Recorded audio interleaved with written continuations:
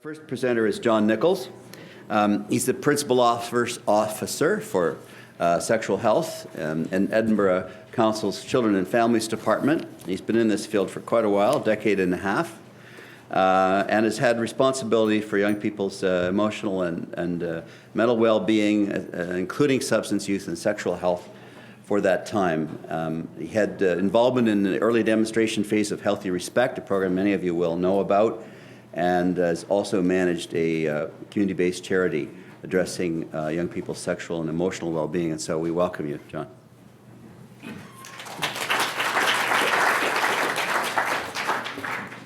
Put that there so I stay to time.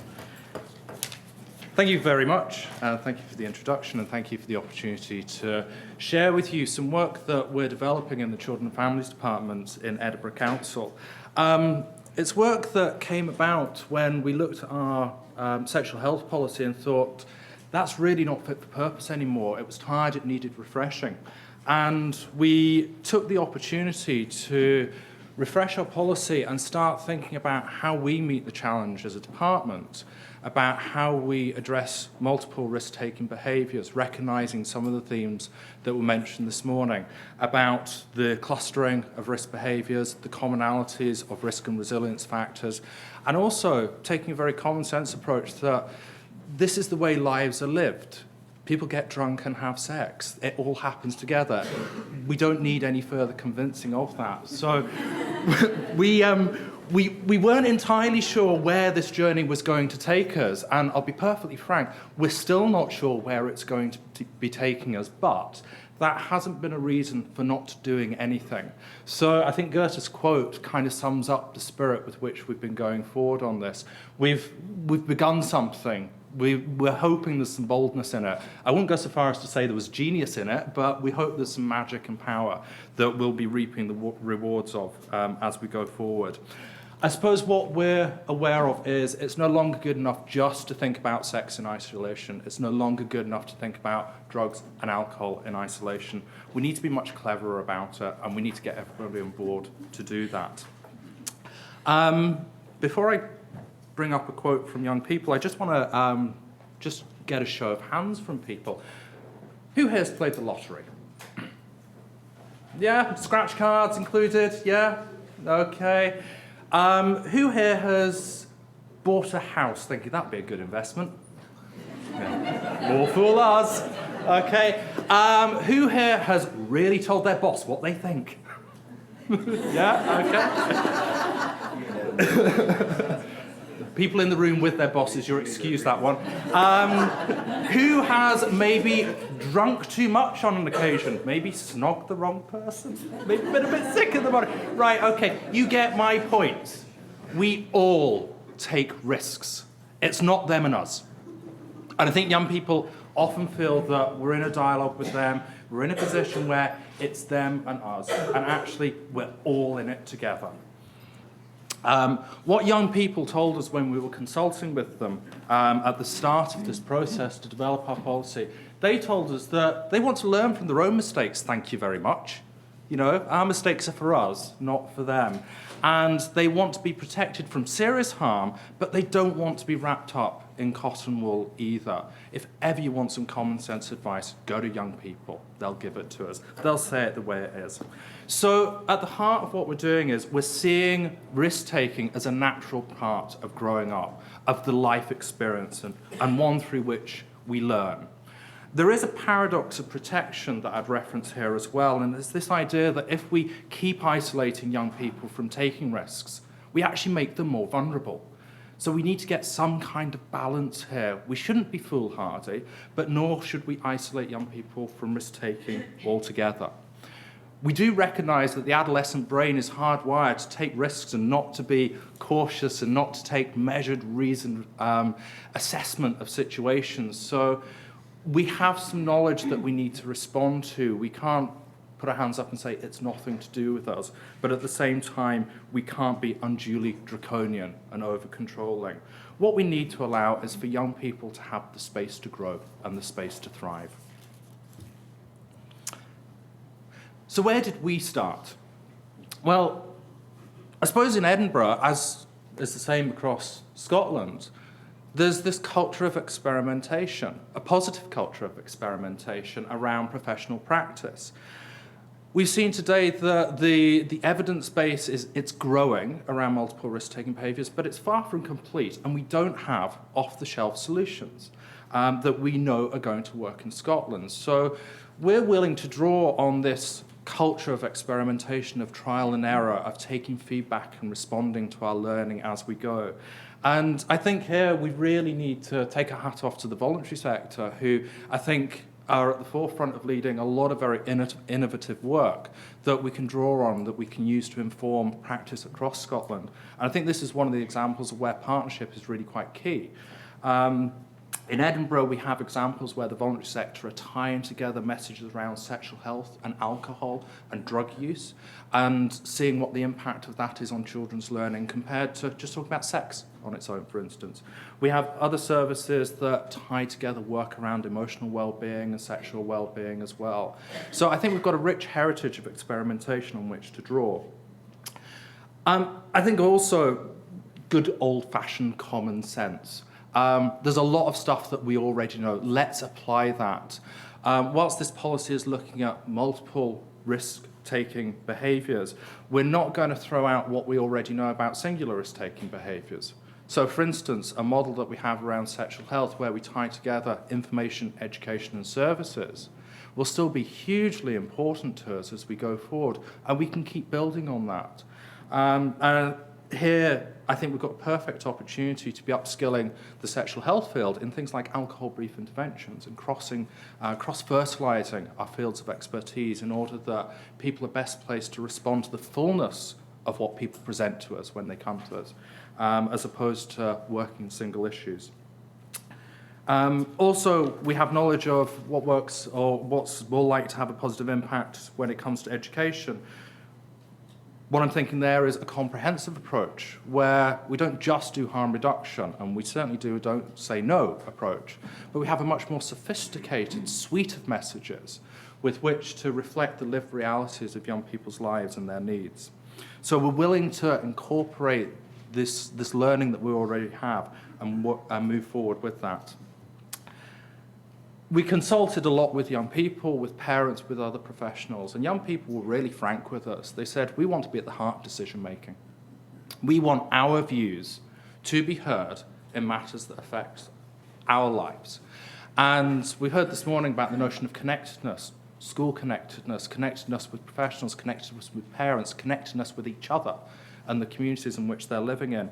Well, we really need to work on, as a department, our connectedness with the young people that we're working with in order that we really understand and really hear their views. So these notions are central within our policy development.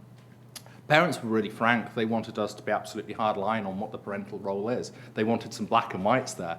And various professionals, internal and external to the department, have informed what we're doing. So the notion of partnership working comes right from the very start of this process.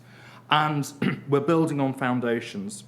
We've invested very heavily in the workforce over the last 10 years around some of these issues, and we want to continue to build on that skill set that we have there. So our policy, it's not an action plan.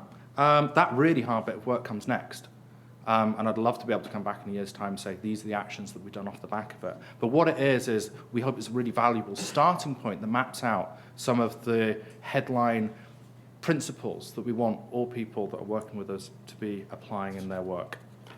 So, what are some of the key messages that we've got within our policy going forward? Central to everything is the rights of the child. Absolutely central. There was no debate about that. There's no doubt about that. And we've taken the opportunity to extrapolate some of the rights that really are pertinent to this area of work. And some of the rights that at times are really well upheld. And sometimes we need to be reminding people, actually, do you know what? You need to be mindful of that, and you need to work with that right in mind. So we're recognising that every child has the right to have a say in matters affecting them, that they should be free to seek and receive any information as long as it's within the law. So we're not going to withhold information. Even if we have a moral standpoint of our own, we can't allow that to get in the way of providing accurate, appropriate information to young people. And every child has the right to think and believe what they want, as long as they're not stopping others from enjoying their rights. That can be a little bit tough when it rubs up against our aspirations for them. But young people have that right, and we need to, at times, just step back and allow them space to express that. Those rights aren't rights for rights' sake, though. They need to be teamed with a sense of responsibility. And I think responsibilities, it's a way of saying to young people, look, we're all in this together. We've got responsibilities as professionals. You've got responsibilities in your own lives. And by seizing responsibility, by having the opportunity to demonstrate and apply responsibility, we give young people to have a much stronger locus of control in their own lives. They're not passive recipients here. They're active partners with us. And I think responsibilities is one way of helping young people to seize those opportunities. Emotional well-being is, again, at the heart of everything we're talking about when we're developing this policy, when we're asking people to implement the policy.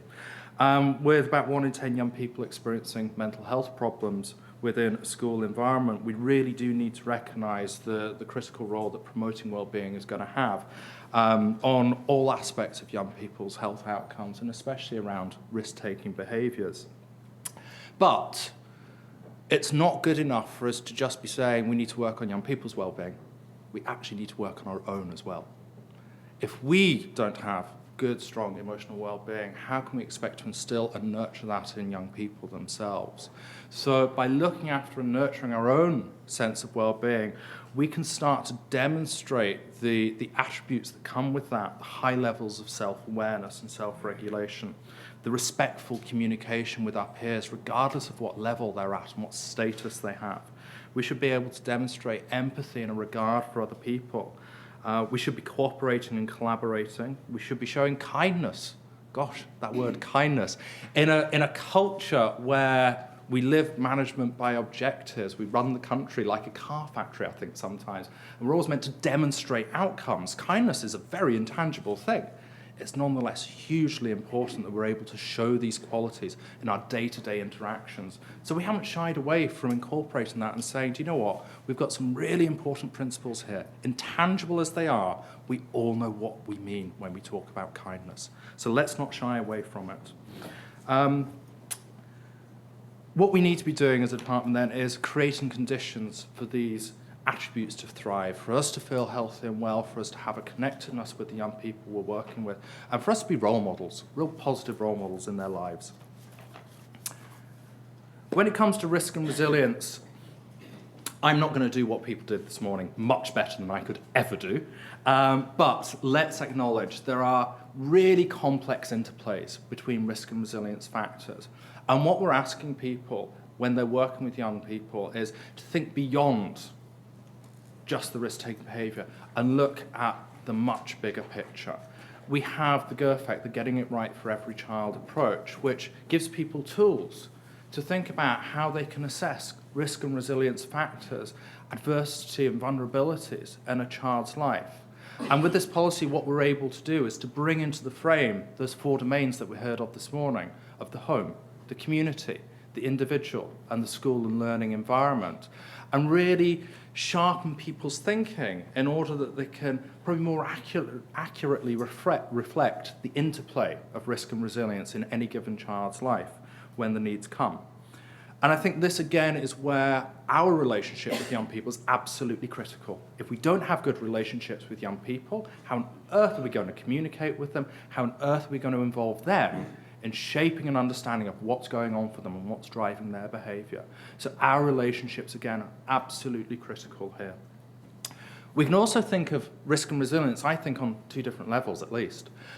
One level is on when we're thinking about individuals, sitting down with an individual and trying to get a sense of what's going on in their lives in order that we can support anything that's going to improve their living conditions and what's going on for them. But as well as that, we also need to think about it at a planning level. We need to think big picture stuff about, do we have the right kind of interventions, the right kind of opportunities, the right kind of conditions in the right places for the right people at the right time? And that is going to be a huge ask in a time of shrinking resources. The next couple of years are going to be very, very difficult financially. So we need to think really quite smartly about how we place what resources we currently have and how we maximise our partnerships with various different people in order that we can achieve as much as is possible. Health inequalities will remain central. The slopes on graphs and stuff like that this morning, again, describe it in a way that's much more articulate than I will. But we can't shy away from the fact that we've still got enormous strides to make when it comes to health inequalities. And as well as strengthening our universal services, we need to be looking at how we address people with much greater vulnerability as well. So it's not one or the other, it's both. It's what Marmot in the Marmot Review has described as universal proportionalism, putting most resource where it's most needed, but not taking our eye off the ball of universal services either. Because risk-taking behaviours are so broad-based, spread across whole populations, we need to think about whole populations. And when it comes to service delivery, like I say, we're looking at maintaining that link between information, education, and services. So our relationship with clinical services is going to be as important as our relationship with social workers, our relationships with young people, their family, and other people of importance around them. The skills that are required, we're increasingly inclined towards building people's capacity to work out with their silo, their given specialism, in order that they have a richer offering to offer to young people.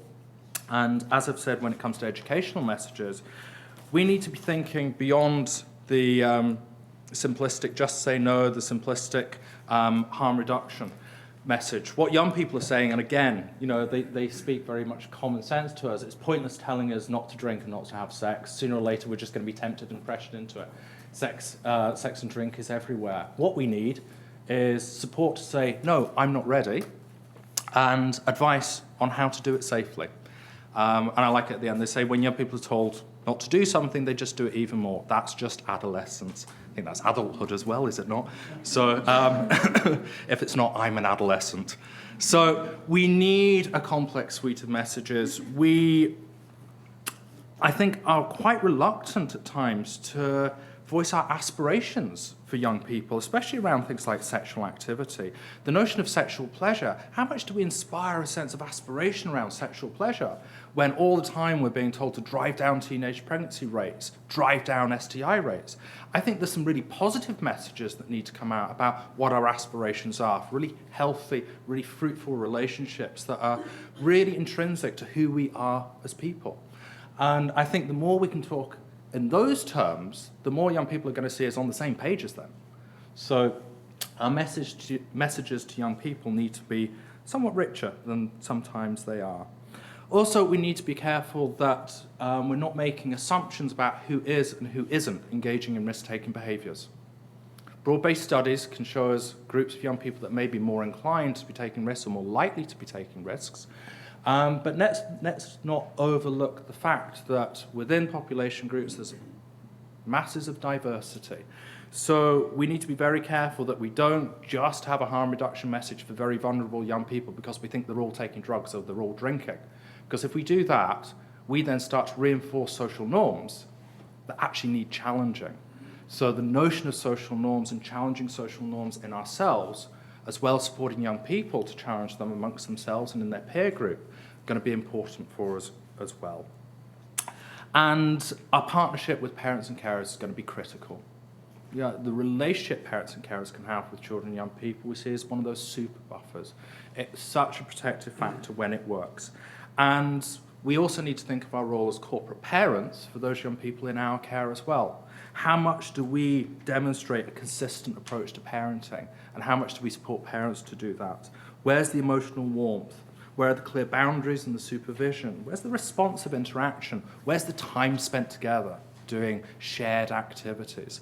So the majority of families are doing a fantastic job, and our role is to work with those who are struggling, require a bit of extra support or are asking for a bit of extra support in order that we can strengthen the role of the family in the resilience of young people.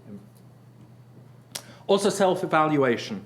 We have a growing culture of self-evaluation, not before time, and we have the Teenage Pregnancy Toolkit in Edinburgh. What we're looking at doing is using the Teenage Pregnancy Toolkit as a springboard for designing our own self-audit, looking at not just teenage pregnancy, but now looking at risk-taking behaviours in the rounds. So we've got some creative work to be doing with that, and I think it's a very useful starting point for us, and one that we can use to help everybody in the department be thinking about what's my contribution to this very broad agenda.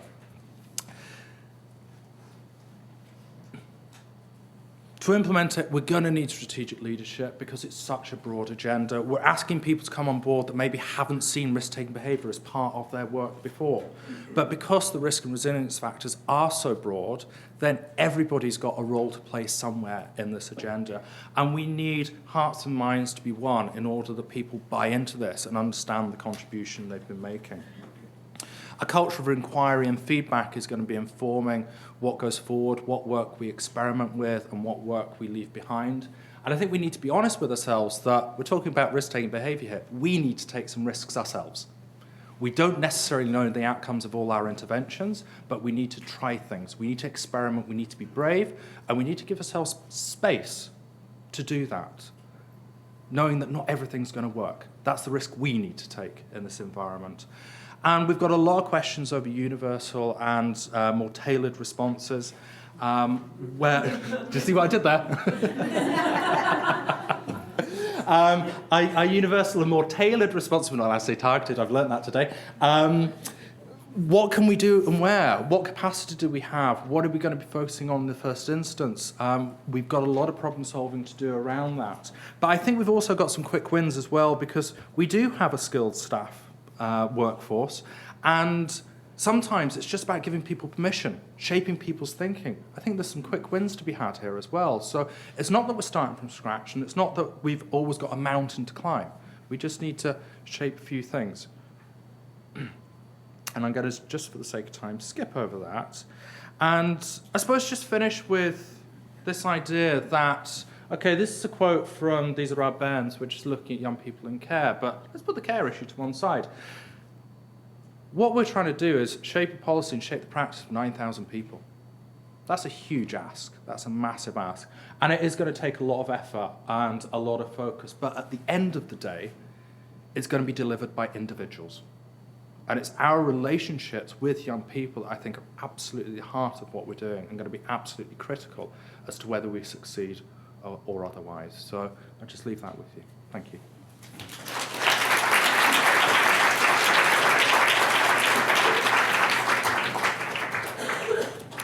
Thank you, John. That was, I think, a worthwhile call for all of us doing any form of human services work.